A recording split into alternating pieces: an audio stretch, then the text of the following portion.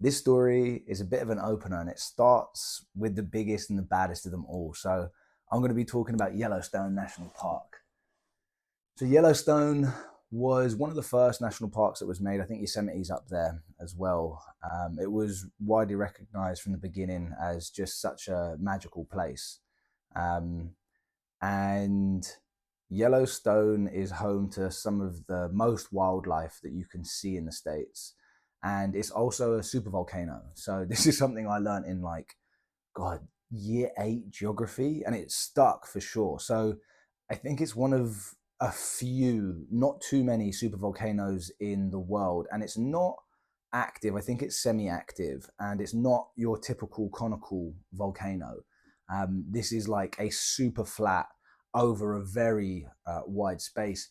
And this can be demonstrated by the geysers, the hot springs that you get all over Yellowstone. And I mean, it's just a phenomenal place. It's a full tourist trap, don't get it twisted. But there's still pockets that you can find all over the place, which is, they're just 10 out of 10.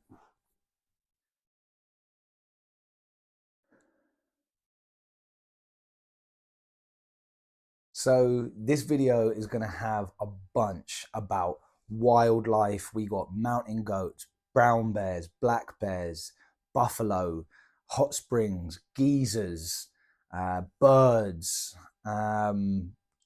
giant valleys. We've got petrified trees, and just like the adventure that goes on within that magical place. Yellowstone National Park is, yeah, I mean, it's one of the great wonders of the world for sure.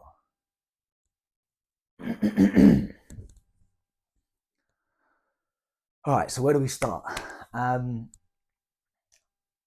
going to start with uh, the day. So I get to Yellowstone in the day, and I'm driving through. It's 10 out of 10. Just gorgeous. The roads are beautiful. The scenery's already beautiful. I pull up to one of the main hot spring areas. There's like shows because the geysers are pretty well timed about when they pop up. So there's hundreds, if not thousands, of people crowded around. It's a bit much, but that's just setting the scene. So gorgeous. Driving around, I get to, oh, there's also like these sulfur flats. They're spectacular in themselves. And then I drive to Yellowstone Grand Canyon. It's like their own Grand Canyon. And I mean, I didn't even know about it, to be honest. And I turn up and it's just, yeah, it's absolutely gorgeous. um, I pull up. I think I open my boot. um, I get a beer. I'm just sitting in the back of my trunk, just taking in the views, having this beer. They've got some showering facilities, so I mean, I'm on the road. You know what I mean? I'm sleeping out of my truck, and whenever you get the chance to have like warm water in a facility where you can actually wash down, yeah, I'll take it. So I had a little wash, and throughout the day, I'd heard people telling me about the Lamar Valley. And the Lamar Valley is in the northeast quadrant of the park. And I knew I was going to go out that way because there is a highway, I think it's like State Highway 22, that goes through the Beartooth Mountains. And I knew that was unbelievable driving. So I wanted to exit that way. So Lamar Valley is this place where basically where the buffalo roam. And it's quite a flat valley on either side. Obviously, you've got some mountains, and there's a river that runs through the middle. And I just heard that, like, if you can catch like a herd of buffalo scattered across the landscape, moving from one end to the other, like, it's just jaw dropping. Anyway, so I'm gonna take that on board. It's getting towards sundown. I'm driving out northeast to get to this spot, and as I do, pretty standard, I get I get to this little car park where I know I can see a little spot where I can plot up, and it's about dinner time. I said, sun's maybe 2 hours from going down, and I get out the car. I get my camping chair. I get my stove. I got a jet boil stove. I'll probably tell you more about that later because I love it. I got like a little vape. I got a beer. I got my water, and I got all the food stuff that I need. Obviously, I got my hair down. I got like a big old lumberjack on, and yeah, I'm feeling good. And so maybe about 200 meters out from the car, I find a beautiful little spot on a tiny little mound, but it's overlooking, like it's just a complete panoramic shot of the Lamar Valley. So I sit down, I set up my jet boil, get the water on the boil. I've got some like noodles or something that I'm gonna put in there, and I settle back in. I'm cozy. My chair's cozy. I've got this view going. There's not crazy amount of buffalo yet, but I can see that there's like a little herd off to my left. I'm like, all right, cool, cool. So 10, 15 minutes goes by. My water's done. I think I've got my food going, and I've had a little hit on my vape. I'm feeling good. I'm taking it all in. And then sure enough, like this herd of buffalo, maybe like 50, 60, 70 of them, they start kind of just dispersing through. And I mean, like, I'm just taking it in. I'm drinking it in. It's gorgeous. And I see this dude and his kid off to my left, East Asian fella, and he's also taking it. He's got a huge camera. He's taking it in. I can kind of see he's got like a smile on his face. And then I just catch him. He looks round at me, and he's just like gobsmacked. And I'm like, oh, what's this guy gobsmacked about? Obviously, I'm just like, I'm toasted. I'm having a good time. I'm just like, yeah. And then he kind of like quite animated. His kid doesn't give a fuck. His kid is just kind of like mooching around. And he's like, he kind of comes over and it's quite clear quite quickly that he doesn't speak much English. I think he's Chinese. And he's kind of trying to express himself, but not able to. And I'm guessing that he's just enjoying like me being me, just like sat out here, got my food going, got my beer in hand, just enjoying the landscape. Obviously I look like a bit of a gruffalo, hair down, beard rough. I'm just like smiling. I'm like, yeah, yeah, like trying to make a little. There's nothing going on. He stands there for about 3 minutes, maybe 5 minutes, and there's not much we can do. Anyway, he kind of goes on, and sure enough, a woman follows him maybe 5 minutes later, and she kind of nods to me and says hi in English, and I was like, oh, okay, okay. So taking it in now, the buffalo are just all over the valley. The sun's kind of starting to set. It's pure magic. You can't make this kind of stuff up in it. And I see them doing their thing over there, and they start coming back. They're obviously going to go back to their car. And again, he's like, hey. And the woman is unbothered. So I'm like, oh, that was cute. And then they go, and then probably about 2 minutes later, I just get a tap on my shoulder, and it's the woman, and she's like, look, I'm really sorry to bother you, but my husband is absolutely obsessed with just like you having a good time. And I was like, yeah, I kind of gathered earlier, like it's good. He doesn't speak much English. I was like, no, she doesn't speak. She spoke a lot. She spoke good English, but not amazingly well, but enough to communicate. So she's like, look, I'm really sorry, but like I'm gonna ask because he wants me to. Do you mind like getting a picture with us or like with him and the kid? And I was like, yeah, obviously that's cool. Let's do this. So we end up like, he is gassed. He's still trying to express himself. Like I get in between him and his kid, got my arms round. And we've got the Lamar Valley in the background, the buffalo roaming. And yeah, I just forever know that there is a really big beaming smile of me and this man and some Chinese family's like mantelpiece somewhere in China with me just like, hey guys. Anyway, we took the photo. She was very thankful. He was super thankful in his own way. And then they went off on their way. And it was, I mean, it's really a beautiful memory for me because it's just one of these things where it's passing, it's something that I didn't capture like physically, someone else did, and it will remain with them for a long time. And for me, it's a positive memory, and for him, maybe his family, definitely for him, like this wildly fantasized but like amazing thing for him. So I really like that. Anyway, so I'm starting to pack up. Sun's going down, starting to get a little chilly. The buffalo have passed. I mean, like the magic is just still there, but it's time to go. Pack up my stuff, throw it in the back of the truck, and I head off. And I'm heading off on that northeast road out the park. The idea is to kind of find a place just outside the park to just plot up and set up bed in the van. And as I'm pulling out, I can see more cars than one would really expect. But, it's like closing of the park. People are leaving. Anyway, headlights are on now. Driving out, and there's a line of traffic, and it slows to a stop. And so this is a bit unusual, but whatever. Anyway, 5 minutes of staying still. I see people start getting out. And so obviously I'm going to get out as well, kind of turn the engine off, get out. And what it is, it turns out that someone has come off the road, maybe 200 meters up, and the recovery truck has already come, but it's quite a narrow road with a mountain on one side and then a drop off the other. Not mountain's a bit of an overstatement. It's just a ravine in it, but like not a crazy big one. Car's gone over and the truck has now come. So the truck has to park all like as far away from the edge as it can, release its tow, and then obviously just chuck it over. So it's taken up the whole road and no one's going to be moving until this car has been pulled out. So like everyone's starting to get out there. Everyone's starting to get out of their trucks or their vans, whatever.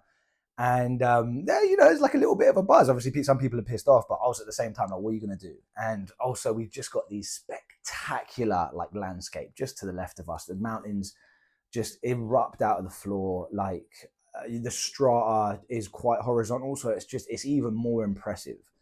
And throughout Yellowstone, you obviously get people coming with guides, like tour guides, but these are like nature guides. And I didn't really pay too much attention to them, but they come in like minivans with 10, 15 people. So some of these are pulled up next to us. And I guess they're used to this kind of thing. So they start pulling out their telescopes and they're just setting them up on the edge of the road. I'm seeing it kind of like, a little bit aloof, whatever. I'm doing me. And then all of a sudden, like there's maybe like 3 telescopes set up and people are like, oh God, like, check this out. And someone beckons me over there like, hey man, like you should check this out. So I'm like, I roll over. I'm like, yeah, what's good? What's happening? They say, we've just spotted a wolf and this wolf it's on the hunt. It's chasing some elk.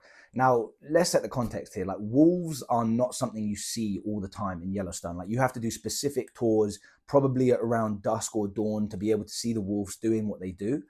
They're very kind of they're lonesome creatures. They like to stay on their own. Anyway, so I rush in. He's like, look, follow. And I'm following the telescope, and sure enough, kind of through the breaks in the trees, I see this wolf in pursuit of this elk. And like, it's not like it's hard, you're following a telescope, like it's quite zoomed in, like you got to be quick. And I catch glimpses of this wolf just like stalk mode and then like sprint mode, stalk mode. And see some of the elk and then they disappear off. And like, I'm just kind of caught in this moment. Like, whoa, that was like, I wasn't expecting to see that. Like truly, truly spectacular. And bear in mind, I guess more context is throughout the day, obviously I've seen buffalo, seen some eagles, seen other types of birds. We've seen some brown bears, some black bears. You kind of see these from your car on the road, and like it's cool. But this was special because it's a little bit this area is a little bit removed from the rest of the park. Not too many people there, so like I guess the wildlife has a little bit more space to breathe. And to catch a wolf in the action of like hunting its prey, it was.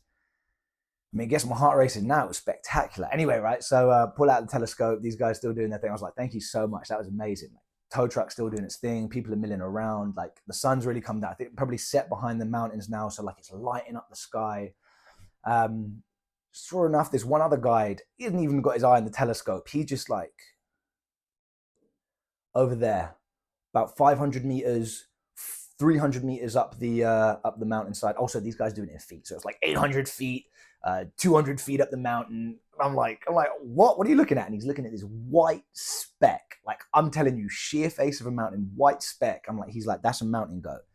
Now again, context of mountain goats, they were reintroduced maybe, I'm going to say recently. I have to be fact checked on this, like 15 years ago or something. They got wiped out at some point, and then they got reintroduced kind of like in that Canadian, Montana area, kind of like the Northern Rockies. And so you don't get to see, they're not like very frequent. You see bighorn sheep, but mountain goats themselves, they're like, hopefully I'll chuck a picture up here. They're like, yeah, cool goats, not kind of like the desert goats that you might see in the Middle East or like Northern Africa. And that billy goat motherfuckers, And so I get on one of these telescopes, and sure enough, like I'm telling you, like a sheer cliff face perched on like the tiniest little thing there's just this like mountain goat just chilling, just kind of like looking around. I'm like, we're zoomed in. It's 500 meters away or something. It's like it's out there. Um, and yeah, it was just spectacular. Like the eyes on these people, these guides, and having the opportunity to do this for free. Do you know what I mean? On the side of a road, you're pulled over on the side of the road, and you're seeing a wolf chasing an elk. You're seeing mountain goats perched on like sheer cliff faces, 500, 600 meters away.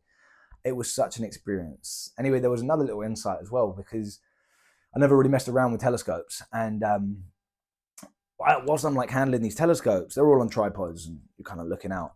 I noticed it's a Swarovski brand, the diamonds, Swarovski diamonds. I'm like, I kind of quite quickly put two and together before I asked the question, because Swarovski make diamonds, and for telescopes, binoculars, they're all made of lenses, right? You need a lens that can basically concentrate the light, or what we see, what it's directed at, into a focal point that your eyes can then understand. And in order to make lenses, you need such precision to be able to craft them or to cut them. And the thing about making diamonds is they're very hard and they need a lot of precision. So you cut diamonds with diamonds. And for that reason, if you've already got an industrial process of cutting diamonds with such a fine and hard material, you can cut lenses. So the thing, apparently, Swarovski makes some of the best telescopes and binoculars in the world because they got the tools already to do the cutting. So that little tidbit there, I thought that was super, super interesting. Anyway, so eventually car gets pulled out, traffic gets moving, like sun is down, it's dark now. And I guess I didn't say this earlier, but like you're not allowed to like camp in unofficial places in national parks. It's basically a federal crime. Obviously, they usually just slap you on the wrist and just be like, yeah, get out of here. Anyway, so it's too dark. I'm like, look, I'm probably putting myself at risk here. I'm tired, all this stuff. So I just, right on the edge of the park, I pull into a picnic area and I plot up, set up my bed inside the truck and basically get to sleep. And in the middle of the night, I'm like groggy. This happens, right? Middle of the night, groggy, gonna get out the car, have a little wee. But you try to stay groggy as possible so you can just get back in and sleep. So I kind of whatever, just not thinking. I get out and I all of a sudden I'm like, yo, dude, this is bear country. Like this is brown bear country. And I was just like, I immediately like paranoia woke me up real quick. And I was like, oh my God, oh my God, oh my God. I think they're like, there's definitely bears around here. And so like I had a quick piss and got back in the car and then I'm just like buzzing. Do you know what I mean? Like, oh my God, like I'm terrified right now. I had no reason to be terrified. I just like totally scared myself. So anyway, it took me like a little bit to get back to sleep because I was just thinking like there's bears circling here. They can smell me. Yeah, and then the next day I got up and must be about 7:38, hit the highway and stopped up to this cutesy little kind of mountain town. Got some breakfast, got a bear claw. Bear claws are these unbelievable apple fritters. Oh, I love them. Glazed, obviously, packed with sugar. And then I hit this, I'll try and correct it. I think it's State Highway 22 in Montana, Beartooth Highway. And I mean, just some of the best driving you'll ever get. I'll say that a lot in these videos, partly because I was taking these they're called like bi-scenic highways or scenic highways. Scenic byways, maybe scenic byways. And they're like roads that some organization in America has recognized as like just 10 out of 10 driving, like vistas left, right, and center, like places to stop off that just blow your mind. Yeah, that was kind of like a part of my Yellowstone experience. It was magical.